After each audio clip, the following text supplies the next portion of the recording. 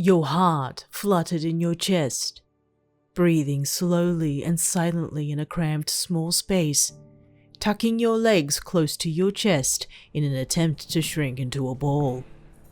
Come out, wherever you are, cooed the smooth voice, his boots slowly trekking through the commercial kitchen. You dared not peek from your hiding spot, eyeing the warped reflection of his body against the silver surfaces of the cabinetry. Not much has changed except for those gnarled, tattered wings that draped along the floor behind him. Oh, come on, Pidge. This game is getting old, he purred, his wings fluttering violently against the tables, shuddering the cutlery with a brutish clang. Your shoulders hitched from the sound, clasping your hands around your mouth to keep your breath still. As long as you breathed quietly, he may not find you. Your eyes peered towards the roof of the kitchen, visualizing yourself still in your hiding spot while the map of the kitchen laid before you in a shadowy reflection.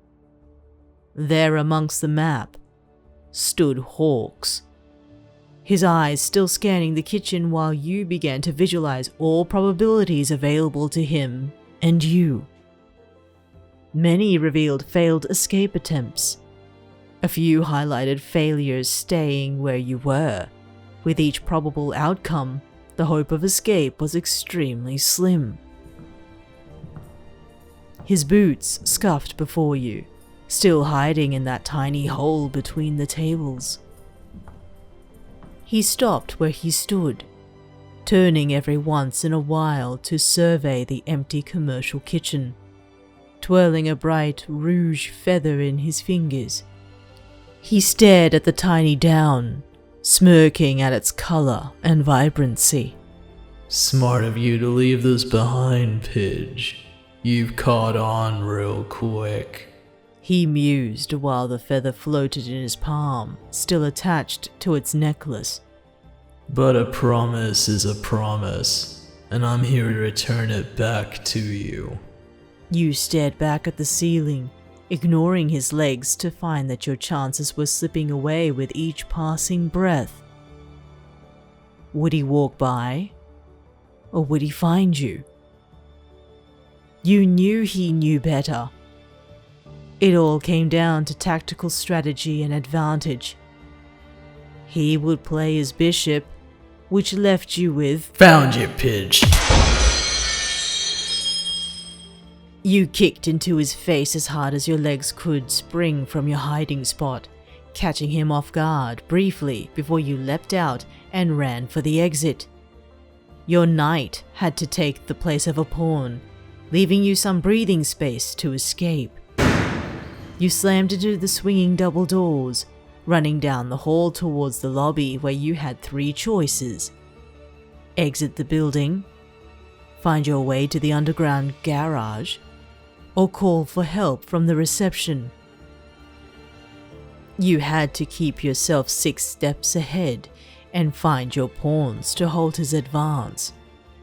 The numbers ran through your head, the percentages of success depending on Hawks' recovery and his speed. Getting out would mean a great advantage to the flying hero. Calling for help was an outlying choice dependent on who would receive your call and for how long. Out of all of your choices, the quickest to give you some time was the underground garage. Your feet echoed in the dark and empty lobby, only lit by the moonlight through the large windows that revealed the illuminated street lights of the city. Your eyes darted between the elevator or the stairs. Which one would give you more time?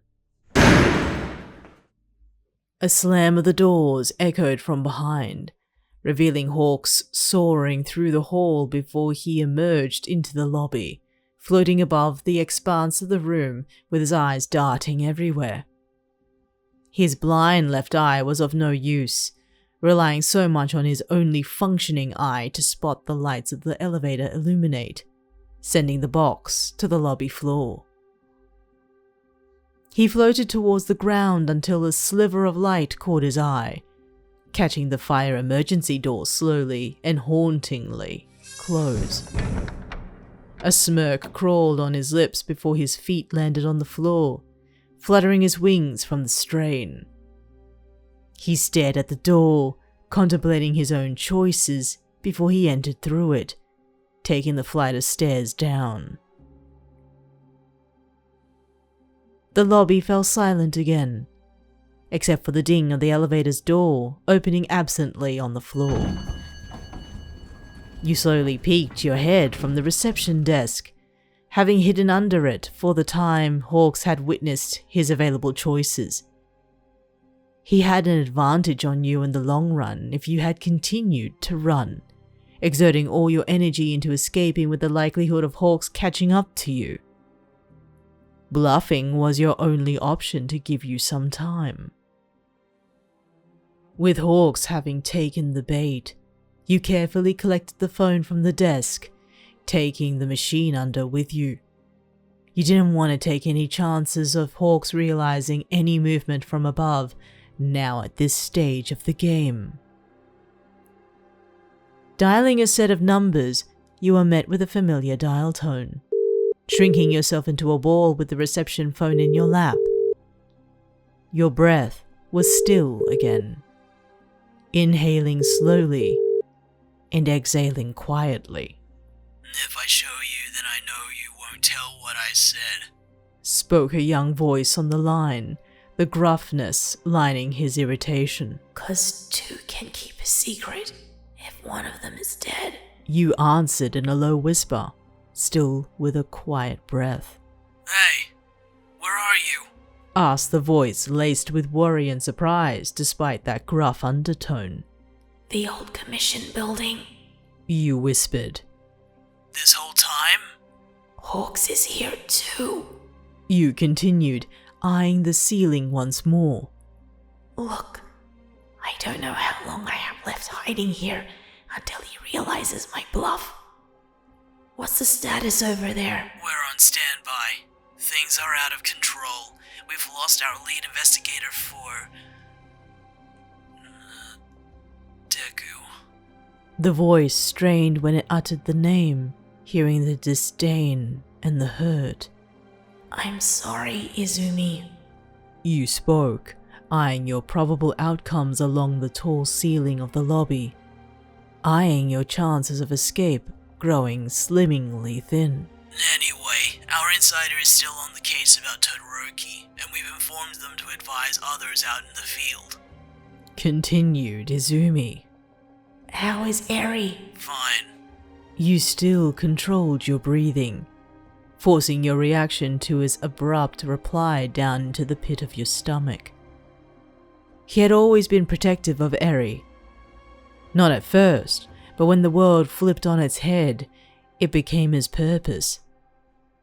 You smiled inwardly at the thought, lucky to find upcoming heroes in the making in these darker times. We can get to you. No.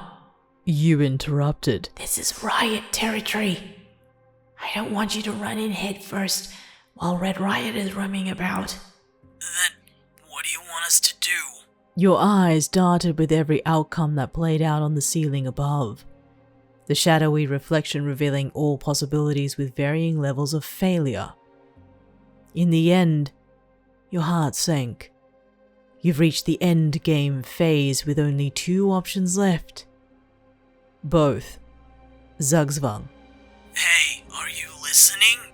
Spoke Izumi, his voice anxious. We can't let them have you.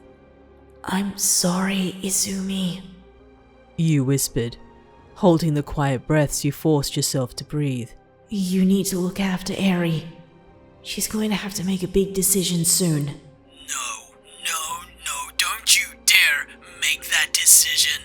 He retorted. It's not yours to make. Make sure the Shimanos are present as well. Eri trusts Katsuma just as much as she does with you. You suggested while you slowly stood to your feet from under the desk. Stop talking like we're going ahead with that decision. I hated the fact that dumbass even thought of the plan. We are not going ahead with that plan. You smiled at his irate response while you placed the phone on the reception desk, now out of hiding. The lobby was silent, except for the echo of your voice filling the room, breathing freely from your practiced silent breaths earlier during the night. Izumi. We need you back here. We've lost too much now. We can't lose any more. His voice echoed through the earpiece, adding an echo in the lobby while you smiled at his reply. Then win. You replied calmly. Win the fight where we couldn't. You immediately ended the call, slamming the phone into the desk before the rush of air slammed through the emergency doors. Feathers circled around you, grabbing hold of your clothes and carrying you inches from the floor. Hawks entered the lobby, his now featherless wings bearing the scarred tissue left behind from his injuries years ago. His eyes stared into yours, grabbing hold of your chin to force your gaze into his. Thought you could outsmart me, Pidge? He queried with a teasing grin. You almost had me. Almost. You emphasized. I still had you going. Yeah, but you can't rely on your bluffs forever. Like I said, your games are getting old. His lips closed in on yours, feeling his breath wash over the skin. He was teasing now. You couldn't tell what your body felt. Disgusted, revolted, or was that old flame being ignited again? Even if it were a glimpse into what he used to be before his mind went mad.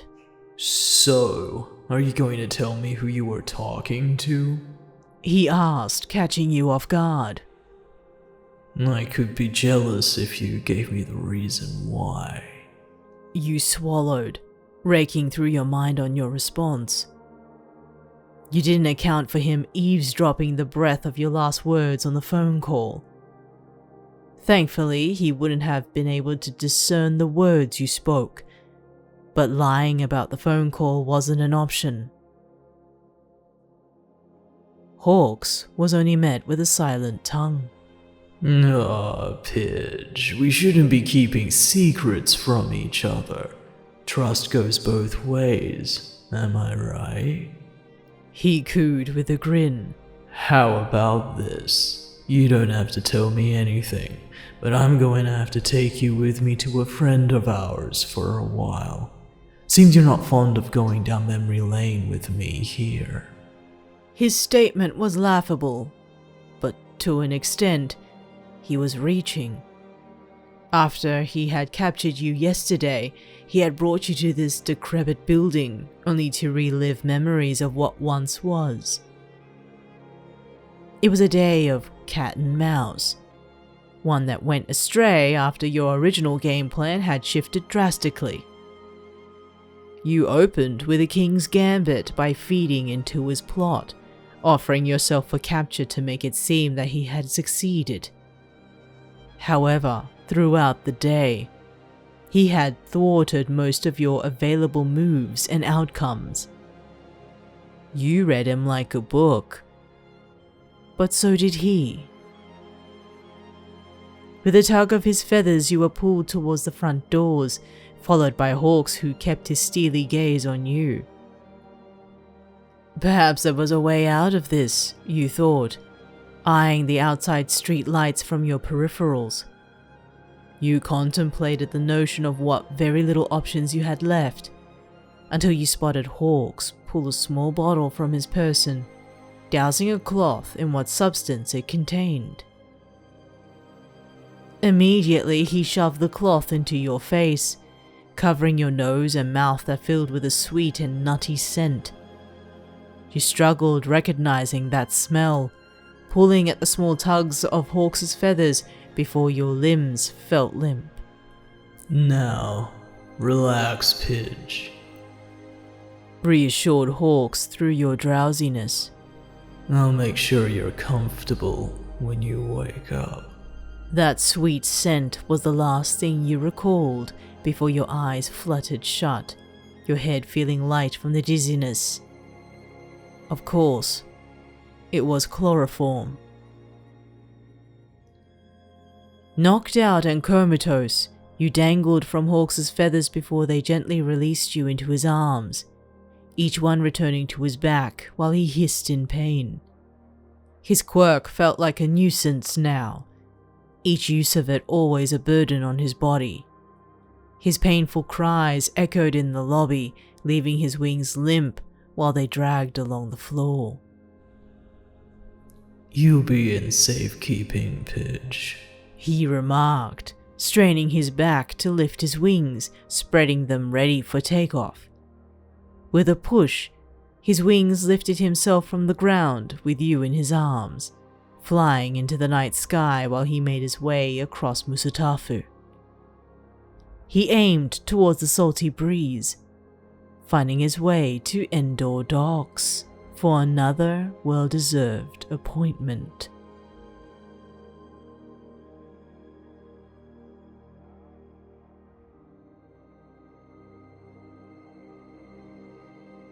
Thank you for tuning in to another fanfiction reading. If you enjoy what I do or would just prefer to fall asleep to my voice, please hit that like button, ring that bell, and subscribe to my channel. Still, I am very much enjoying this villain AU, and I've mentioned maybe or so in the past that it does hold a very special place in my heart. I'm not sure. I am someone that does lean towards some villainy, but I guess it's just a very good way of exercising, the writing craft and seeing how these characters work in this kind of scenario.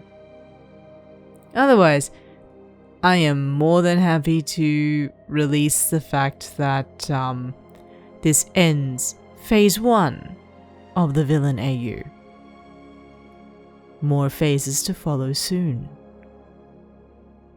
Otherwise, thank you so much for visiting.